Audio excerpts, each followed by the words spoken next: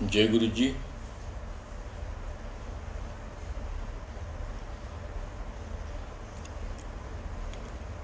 Blessings always गुरु जी। संगत को नमस्कार। जय गुरु जी।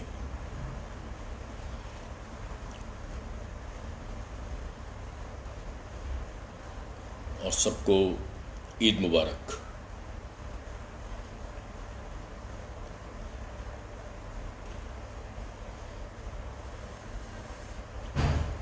My journey and my destination, my Guruji।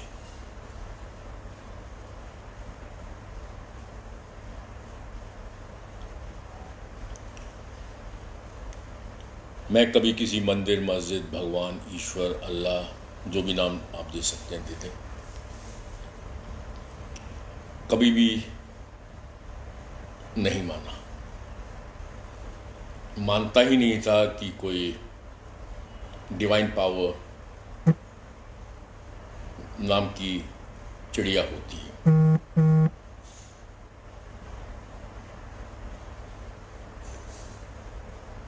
लेकिन 2010 में 6 साल की जर्नी के बाद फिजिकल फॉर्म की बात कर, बाकी तो हमारी जर्नी कितने सालों की है पता नहीं, कितने जन्मों की है पता नहीं, बट इन 6 सालों की जर्नी फ्रॉम 2004 टू 2010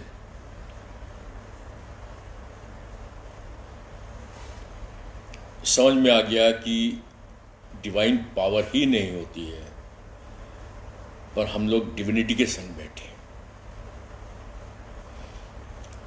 मैं अपने बारे में ज़रूर कह सकता हूँ और सारी संगत के बारे में कह सकता हूँ, इवन नॉन संगत के बारे में भी कह सकता हूँ, क्योंकि मेरा गुरु बहुत बड़ा है।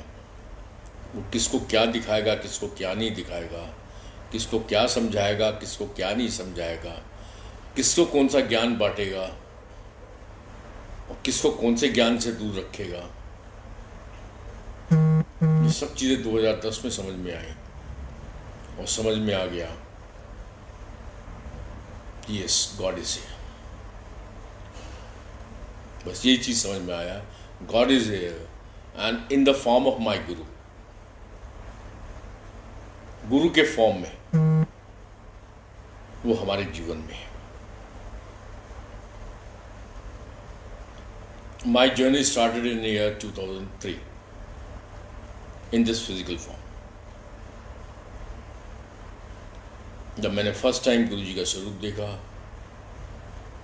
मेरा पहला रिएक्शन था ये कौन है। मेरी सिस्टर ने कहा हमारे गुरु हैं। मैंने कहा बाबे का तो पाल ले, फोटो चुपते बाहर फैट। और मैं समझता हूँ बहुत सारी संगत ने इस टाइप के वर्ड्स गुरु जी के लिए बहुत बार बोले होंगे। 2003 से 2004 तक गुरु जी ने 3 बार मेरी सिस्टर को बोला था, बीच वाली सिस्टर को, कि अपने प्राणु लाके मेरे को ला। फिर 2-3 महीने बाद बोला अपने प्राणु लाके मेरे को ला। फिर 2-3 बार बोला अपनी प्राणु लाके मेरे को ला। और एज यूजुअल जो भी मैं बुरा भला कह सकता था गुरु जी के लिए, वो मैंने कहा। फाइनली 5 जून 2004 को गुरु जी ने मेरी सिस्टर से बोला, ले प्राणु कहने की कोई लोड़ नहीं, और खोता आप ही टुर के छेती मेरे को लाऊगा। ले प्राणु कहने की कोई लोड़ नहीं, और खोता आप ही टुर के छेती मेरे को लाऊगा।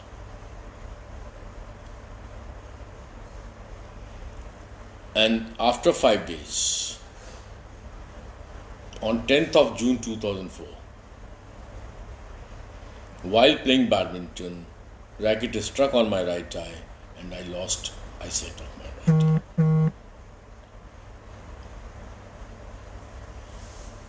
Agra doctor, Delhi doctors,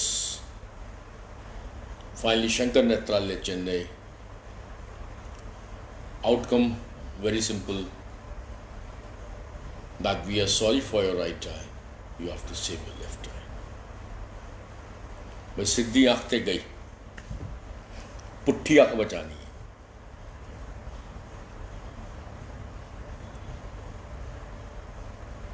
As per doctors, we are sorry for your right eye. You have to save your left eye. And to save your left eye, every month you have to visit one neurosurgeon, one optical nerve specialist, one retinal expert, one general physician. इन सब की report लेके हर 3 महीने के बाद for further investigations come down to Shankar Nethralaya Chennai, जिससे उल्टी आंख हम लोग बचा पाए।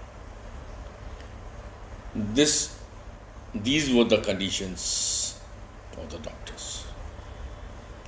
जब ये सब कुछ सुना, क्योंकि मैंने 2003 में महाराज का, गुरु जी का स्वरूप देख लिया था और मैंने गुरु जी के सत्संग सुनने शुरू कर दिए थे। मतलब जबरदस्ती मेरी बहन मुझे से गुरु जी के सत्संग सुनवाती थी।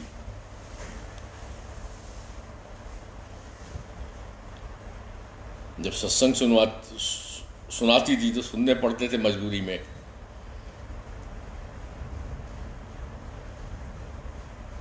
क्योंकि मैंने गुरु के सत्संग सुने हुए थे। अब क्योंकि डॉक्टर्स ने कह दिया we are sorry for your right eye, you have to save your left eye, and the terms and conditions applied, मरता क्या ना करता, आंखों में आंसू आए। अब गुरु का चेहरा सामने नजर आया, जो उनका स्वरूप था, जिसको मैंने बहुत कुछ बुरा भला कहा था। फाइनली 7th of July 2004 मैं गुरु के दरबार में गया, बड़े मंदिर, फर्स्ट टाइम। जैसे हम लोग बड़े मंदिर में मेन हॉल में एंटर करते हैं, राइट हैंड साइड दरवाजे के कोने में मुझे बैठने की जगह मिली। मैं वहां जाके बैठा। जैसे ही गुरु जी अपने रूम से बाहर निकल के सिंहासन पे आए, the aura of Guru, the grace of गुरु, उसको एक्सप्लेन करना नहीं possible, but what I felt was, जो मैंने इनके सत्संग सुने हैं, जो गुरु जी के बारे में सुना हुआ है, either he is a big fraud और he is a big god, he is nothing in between.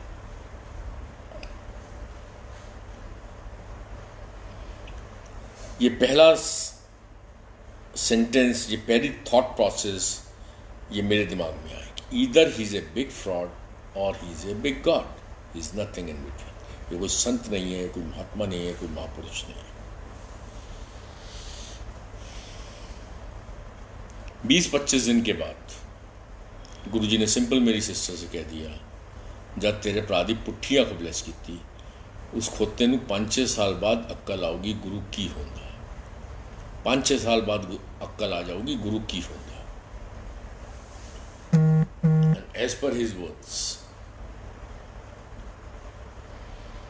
he made me understand what Guru is in year 2010, somewhere in the month of March, April, May 2010.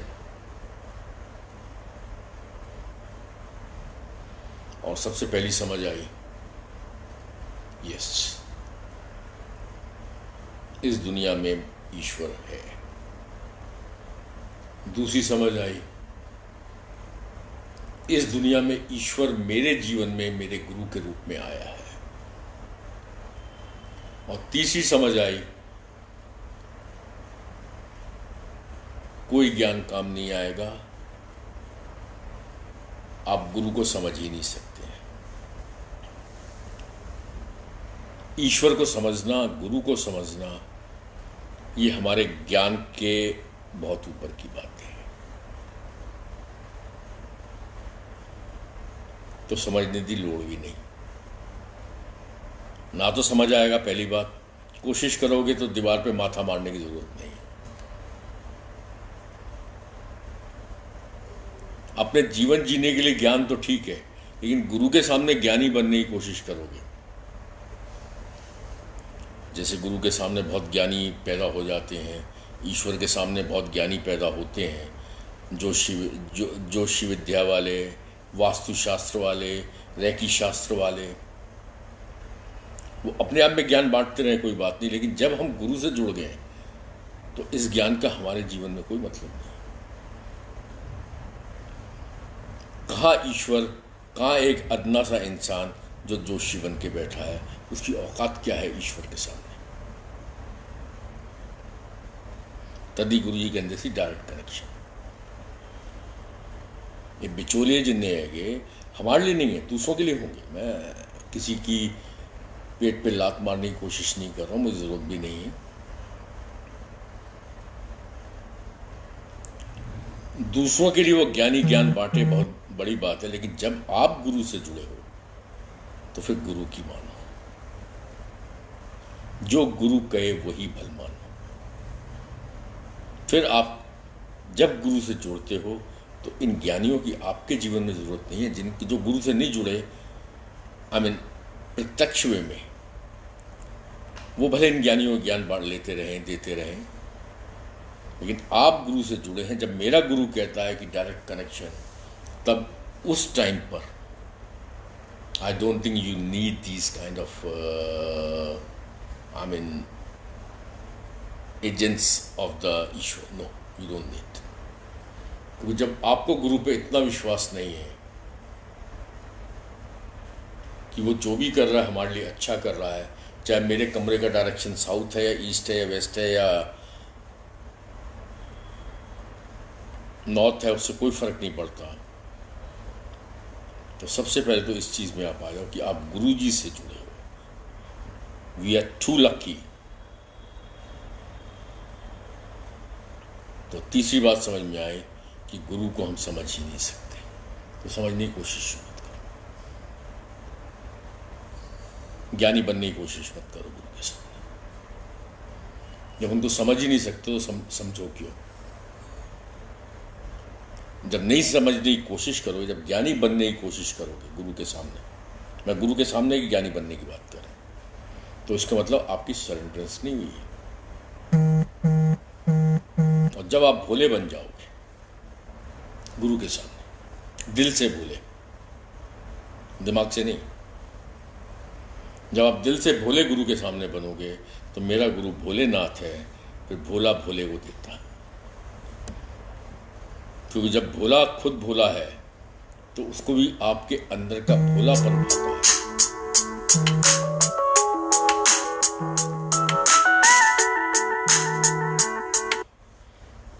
भोले को आपके अंदर का भोलापन भाता है।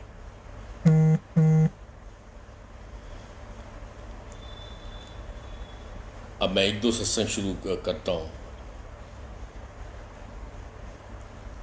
पहला सत्संग मैं शेयर कर रहा हूं कि मुझे गुरु पे विश्वास कैसे हुआ। They are back to back 5-6 satsangs, जब गुरु ने मुझे अब विश्वास प्रदान किया। He blessed me with the faith. भाई मेरी जर्नी के हिसाब से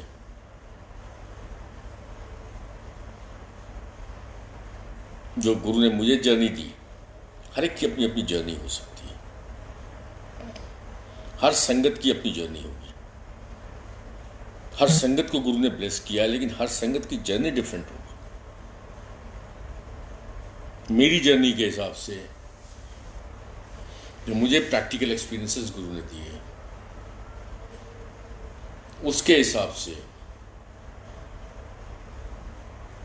मेरी औकात नहीं है मैं गुरु में विश्वास ला पाऊं। वो भी गुरु ब्लेस करेगा तब मैं गुरु में विश्वास ला पाऊंगा। मेरी औकात नहीं है मैं गुरु में श्रद्धा पैदा कर पाऊं। वो भी गुरु जब दयाल होगा तब मेरे में गुरु के प्रति श्रद्धा पैदा होगी। This is what my journey says. गुरु होए दयाल ता श्रद्धा पूरी है। गुरु जब दयालु होगा, जब गुरु कृपालु होगा, तब आपके मन में गुरु के प्रति श्रद्धा पैदा होगी। गुरु जब दयालु होगा, गुरु जब कृपालु होगा, तब आपके मन में गुरु के प्रति विश्वास पैदा होगा। गुरु होय दयाल ता श्रद्धा पूरी, अपने सेवक की आपे राखे आपे नाम जपावे। My theory, my experiences, my journey, simple, जो करेंगे गुरु जी करेंगे, और जो कर रहे हैं वो अच्छा कर रहे हैं। चाहे मेरे उसकी वजह से आंखों में आंसू आते हो, मुझे दुख होता हो, मुझे कष्ट भी होता हो, लेकिन फिर भी जो मेरा गुरु कर रहा है वो अच्छा कर रहा है। क्योंकि guru can foresee, guru can see what we can not see. He is master of all masters. ठीक है, कई बार नहीं अच्छा लगता, कई बार क्या, बहुत बार नहीं अच्छा लगता। Whatever is happening in the life, हजारों लाखों बार हमारे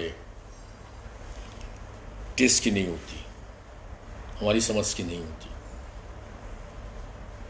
बहुत बार पूरा दिन कई बार हमारे टेस्ट का नहीं गुजरता। जैसे हम चाहते हैं दिन गुजारना, वैसे दिन नहीं गुजरता। कई बार घंटे नहीं गुजरते हमारे मतलब के, जैसे हम चाहते हैं। जीवन में भी बहुत उतार चढ़ाव आते हैं, but I know very well with only practical experiences कि जो गुरु कर रहा है वो अच्छा कर रहा है। मुझे गुरु ने विश्वास कैसे दिया, इसका मैं पहले एक सत्संग आज शेयर कर रहा हूँ। बैक टू बैक 5-6 सत्संग है, लेकिन पहला मैं एक शेयर सत्संग कर रहा हूँ। As I told you, I was non believer, क्योंकि मेरी आँख की रोशनी गई, इस वजह से मैं गुरु के पास गया। गुरु जी ने मेरी बहन से बोला, तेरे प्राणु 5-6 साल लगनगे गुरु नूं समझन ले गुरु की हुंदा। 5वां साल गुजर गया, 6वां साल स्टार्ट हो गया। गुरु जी अपना शरीर छोड़ के जा चुके थे, लेकिन गुरु की कोई समझ नहीं आई, क्योंकि आप जिस पर्पज से गए थे कि आँख की रोशनी आ जाए, वो रोशनी नहीं आई। हाँ, डॉक्टर्स के हिसाब से आँख अंदर धंस जाएगी, श्रिंक करेगी, श्रिंक करने के बाद अंदर धंस जाएगी। बस एक चीज़ ये हुई कि ना तो आँख श्रिंक करी, ना अंदर धंसी।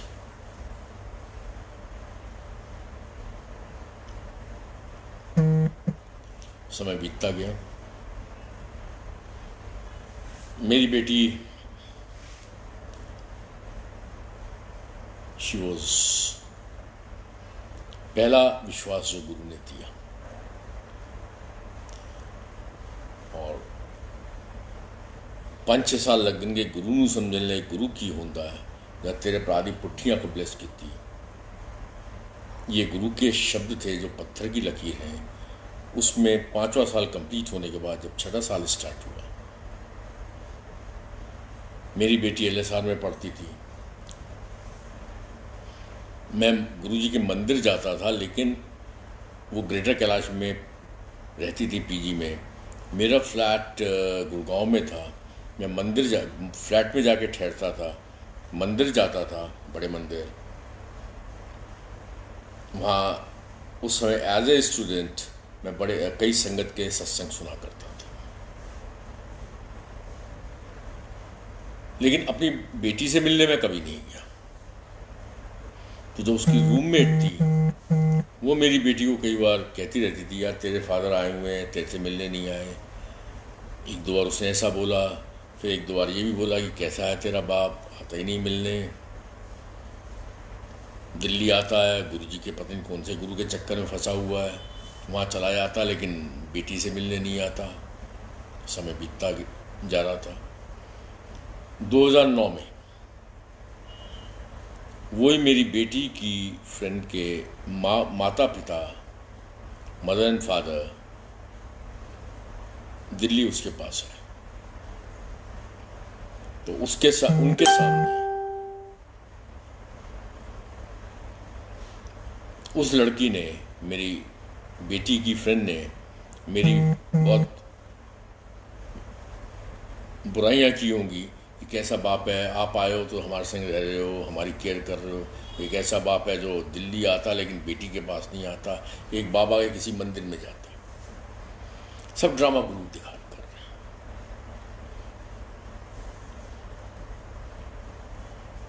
अब उनके वो मुझे गालियां दे रही है, वो गुरु को उल्टा सीधा कह रही है। अब इधर से गुरुजी उसके माँ बाप के अंदर एक क्यूरियोसिटी पैदा कर रहे हैं। आउट ऑफ दैट क्यूरियोसिटी उनके माता पिता ने, उस लड़की के माता पिता ने कहा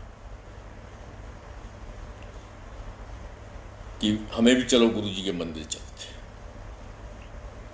तो फ्राइडे का दिन एनी संगत ऑफ 2009-2010 जो कि सत्संग को सुन रही है, उनको ये पता होगा कि फ्राइडे के दिन बड़ा मंदिर में रात का लंगर नहीं होता था। 3 दिन होते थे, बृहस्पति, शनिश्चर एंड इतवार।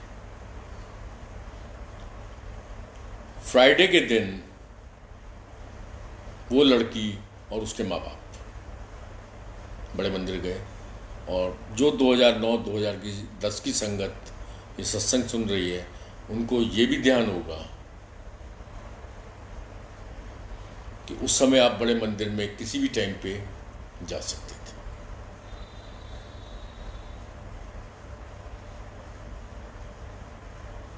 और जब भी आप जाते थे, माली काका या जो भी वहाँ होगा वो आपको एंटर करने देता था मंदिर के अंदर। आज की तरह से नहीं था, उस समय संगत भी बहुत लिमिटेड होती थी और everything could be well managed. तो इस वजह से संगत को आराम से कभी भी किसी भी टाइम अंदर जा सकती थी। आज की तारीख में नहीं हो सकता, पॉसिबल ही नहीं है,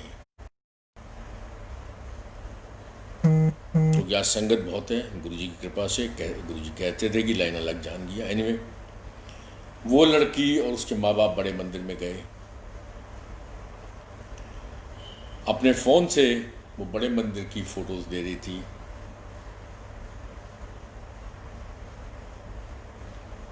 इतने में वो जब फ़ोटो ले रही थी, गार्डन की उसने फ़ोटो ली। जैसे ही गार्डन की फ़ोटो ले रही थी,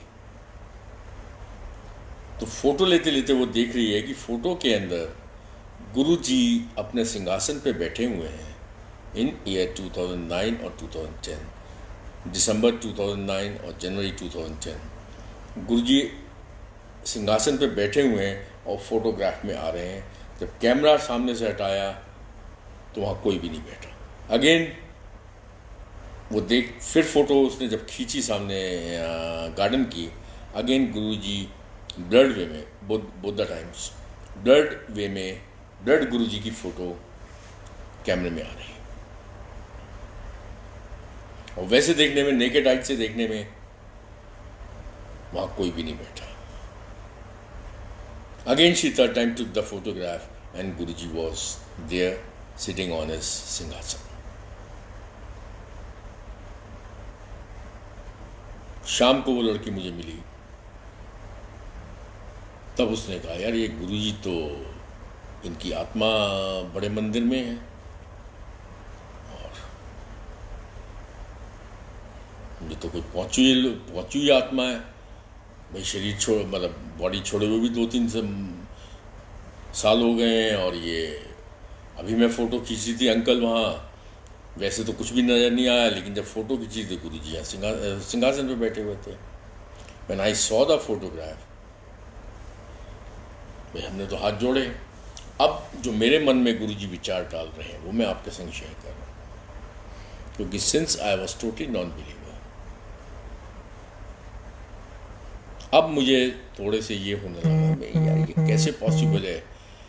अगर कोई, see the difference, that is be very logical, अगर कोई गुरुजी की संगत मुझे वो फोटो दिखाती तो मैं उस फोटो पे विश्वास नहीं करता। For the reasons I could have thought कि ये फोटो डॉक्टर्ड है, मैनिपुलेटेड है, एडिटेड है। बहुत सारी फोटोग्राफ आज की तारीख में एडिटेड होती हैं, मैनिपुलेट की जा सकती हैं। बट वो एक लड़की जो कल शाम तक मुझे और मेरे गुरु को बुरा भला कह रही हो, वो नेक्स्ट डे शाम को सडनली ये काम नहीं कर सकती कि वो डॉक्टरेट फोटोग्राफ बनाए, वो एडिटेड फोटोग्राफ बनाए। Let us be very logical, think logically. अब जब मैं ये सोच रहा हूं, आई don't think I am thinking with any doubts. मैं एक गुरु की संगत मान लो हूं, और अपने आप को बहुत बड़ा गुरु को संगत प्रूव करने के लिए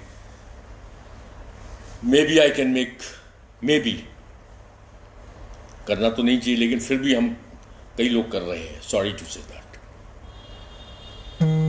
बड़ी बड़ी स्टोरियां बनाते हैं, शायद निकलता हुआ दिखा देते हैं। ये सब ड्रामे कई लोग करते हैं, सॉरी नहीं करना चाहिए बट करते हैं। लेकिन वो लड़की, since she was not the part of संगत, number one, number two, the same girl,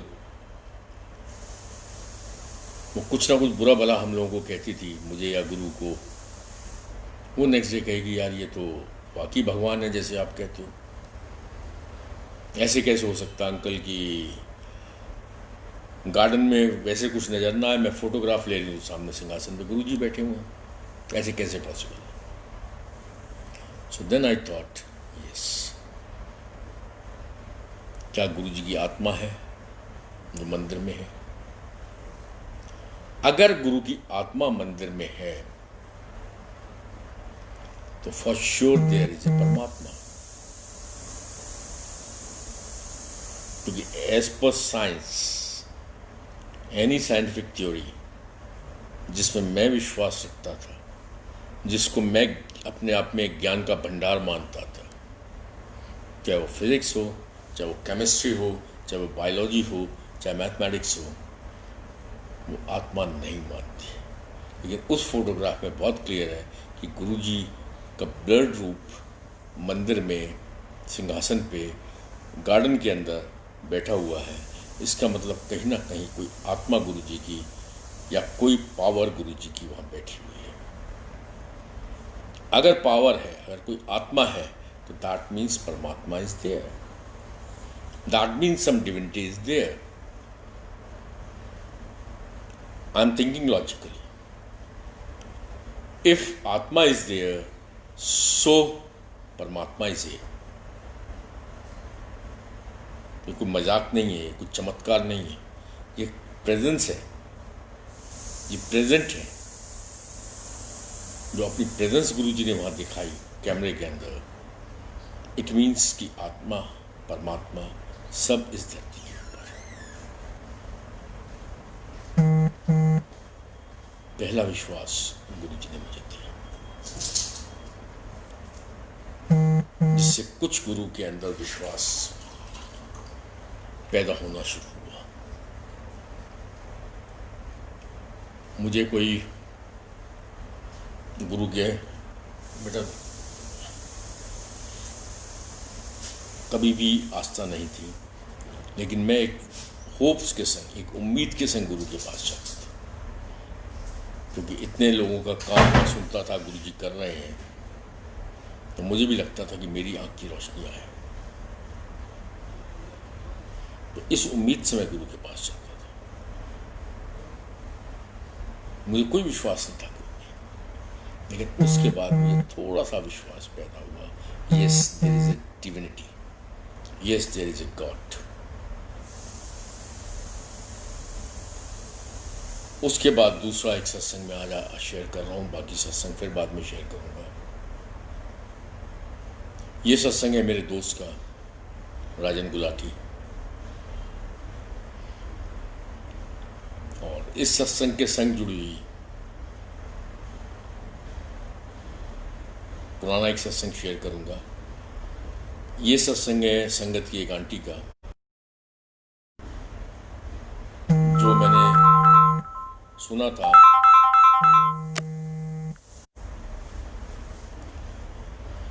2005 या 2006 में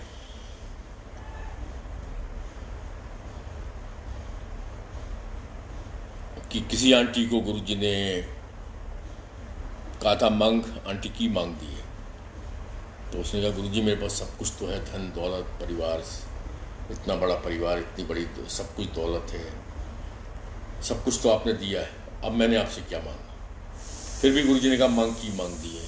तो उसने मांगा था गुरुजी जब मुक्ति मिले, जब मौत आए, वो आपके चरणों में है। तो वन फाइन डे, अब ये सत्संग मैंने सुना, लोधी रोड, पृथ्वीराज रोड, दिल्ली में, चौथा। मेरी बहन भी अटेंड करने गई थी, संगत के कई लोग गए थे।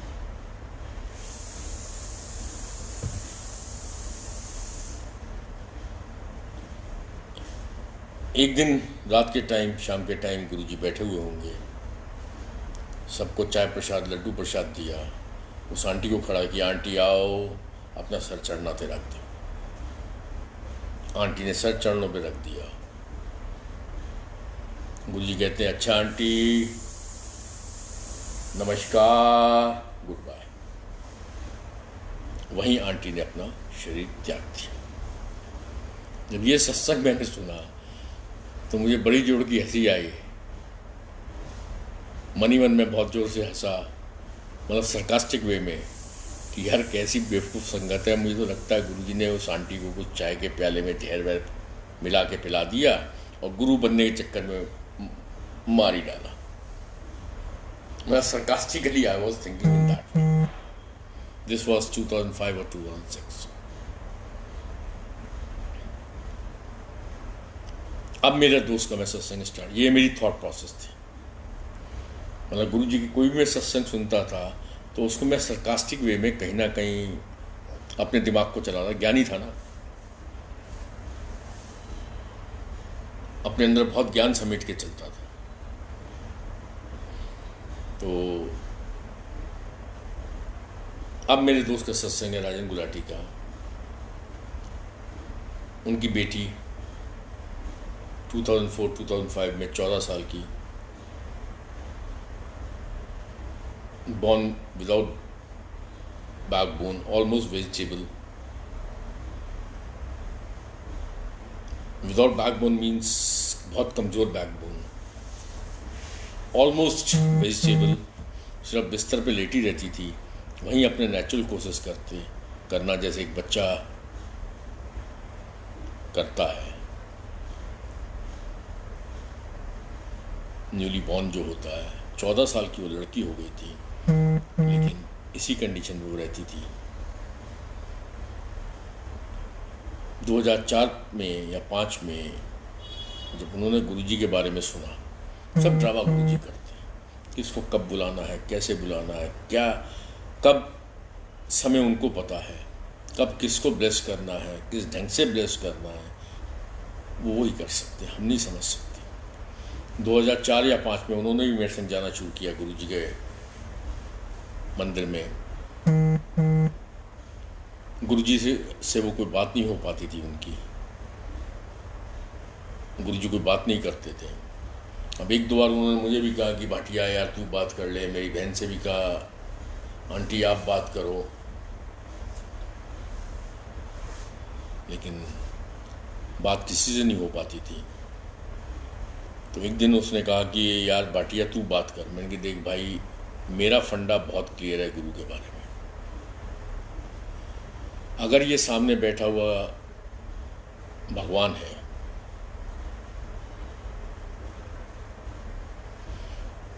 तो मुझे इसको बताने की कुछ भी ज़रूरत नहीं है, ये सब जानता है। If he is God, my basics very clear. If Guruji is God, we need not to tell him anything, he knows everything. And if he is fraud, हम बता के हमें फ़ायदा क्या मिलना। खैर सबकी अपनी अपनी सोच है। तो वन फाइन डे उनकी वाइफ भी मंदिर आई and she was very adamant कि मैं गुरुजी से आज बात करूँगी। मैं भी उन आंटी के पीछे पीछे खड़ा हो गया कि कोई इंसान गुरु से पहली बार बात करेगा तो गुरुजी का क्या रिएक्शन होगा ये देखने के लिए मैं भी आंटी के पीछे, मैंने आंटी आप आगे आगे चलो मैं आपके पीछे हूँ। तो आंटी आगे आगे गई, गुरुजी के पास झुकी, झुकने के बाद हाथ जोड़े, उन्होंने कहा गुरुजी। गुरुजी ने मुँह किया इस साइड और सीधे हाथ से इशारा किया, जाओ भाई जाओ आगरा वाले जाके ताजमहल देखो। नीचे आंटी बैठी गुरुजी कर रहे हैं, वो गुरुजी कह रहे हैं जाओ भाई आगरा वाले जाके ताजमहल देखो।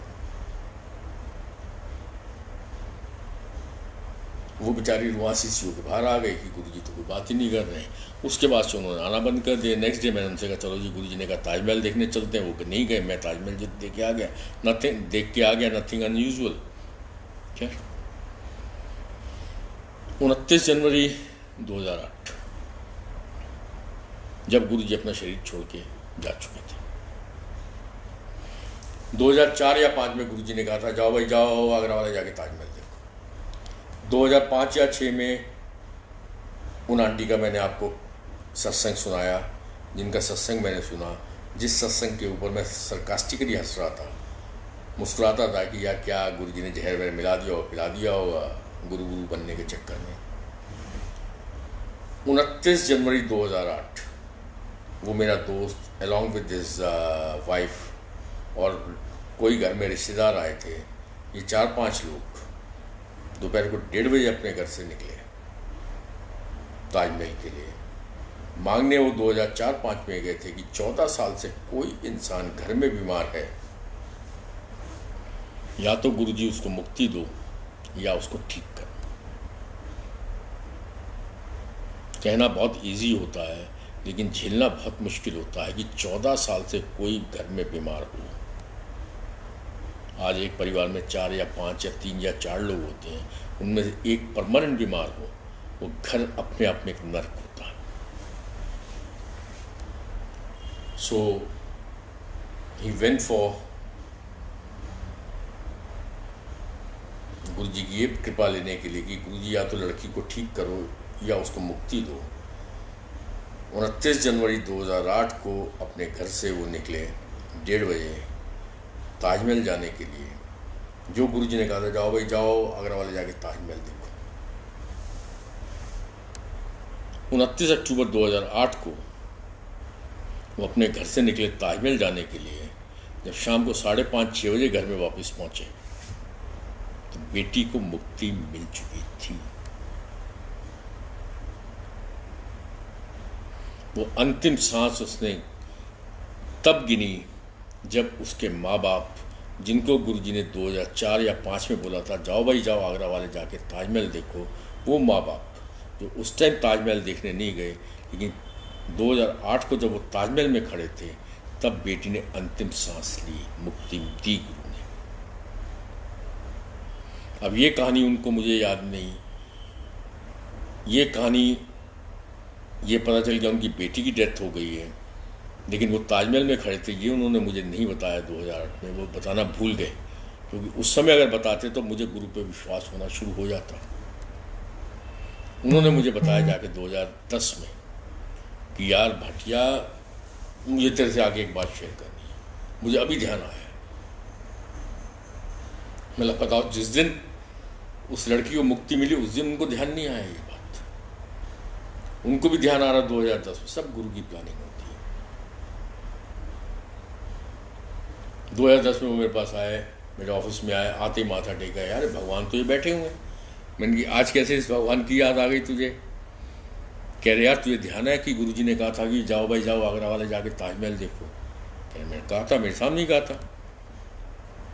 कहते जिस दिन जिस मूवमेंट पे हम ताजमहल में खड़े थे तब मेरी बेटी को मुक्ति गुरुजी ने दी। कह रहे ये कैसे, ये तो भगवान कह सकता। आज भी वो मोमेंट्स सुनता हूँ, सोचता हूँ तो रोंगटे खड़े हो जाते हैं कि महाराज गुरुजी आप ही तो सब कुछ हो। एग्जैक्ट मोमेंट ऑफ डेथ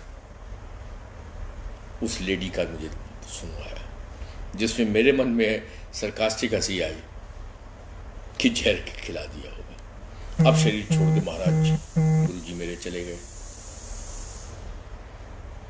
अब उन्होंने मुझे दिखाया कि लॉन में मैं बैठा हूं। अब दूसरा सत्संग ये हुआ कि not only exact moment of death but your movement your movements, जैसे मैं कहूँगा वैसे अगर तुम कर लेते हो, जाओ भाई जाओ, आगरा वाले जाके ताजमहल देखो, not only movement but the exact place of death, कि आप कहाँ खड़े होगे तब मैं यमराज को भेजूंगा, यमदूत को भेजूंगा, और जो तुम्हें चाहिए वो मैं दूंगा, जो मुक्ति देनी हो मैं दूंगा। आना जाना तो दुनिया में बहुत छोटी बात है। सो ही नोज, ही गिव्स। जीवन भी ये देता है, मुक्ति भी ये देता है। यमदूत यमराज बिना इनकी मर्जी के नहीं चल सकते, अपनी जगह से हिल नहीं सकते जब तक मेरा गुरु आदेश नहीं दे। तो ये कौन है? Then who is he? Not only exact moment of death, but your movements, the place, ये सब वो डिफाइन करने वाले हैं। समय, टाइम, सब कुछ वो डिफाइन करने वाले हैं। Who is he? बहुत सत्संग है जिसमें गुरु, बहुत सत्संग है जिसमें गुरु जीवन देता है। ये सत्संग मैंने दिए जिसमें गुरु मुक्ति देता है, मौत नहीं देता। आंटी को मुक्ति दी, उस बेटी को मुक्ति दी। मेरे हाथ में एक संगत को गुरुजी ने मुक्ति दी हुई है। फिर एनीवे वो सत्संग बाद में। We should be thankful to God कि वो हमारे जीवन में गुरु के रूप में आए, हमारा कल्याण करने के लिए, हमें ब्लेस करने के लिए, हमें हिम्मत देने के लिए, जीवन की इस लड़ाई से लड़ने के लिए, हमारा लोक ठीक करने के लिए, हमारा परलोक ठीक करने के लिए। तो किसी वहमों में पड़ने की ज़रूरत नहीं। जैसे गुरुजी कहते सी, कोई गुरुजी ने रिचुअल्स नहीं बताए, कोई वहम नहीं बताए। ऐश करो, मजे करो, हर पल जियो। कोई उन्होंने रिचुअल्स नहीं बताया। आज गुरु का मैं सत्संग कर रहा हूँ, ये गुरु की पूजा। मैं गुरु का स्वरूप देखता हूँ, इनसे स्वरूप देख के मैं लड़ता हूँ, झगड़ता हूँ, प्यार करता हूँ, मोहब्बत करता हूँ, जो भी करता हूँ, अपनी शिकायत करता हूँ, अपनी कंप्लेंट करता हूँ, जो मर्जी करता रहूँ। मेरा गुरु है, बहुत बड़ा है मेरा गुरु, मेरी सारी गलती को माफ़ करता है।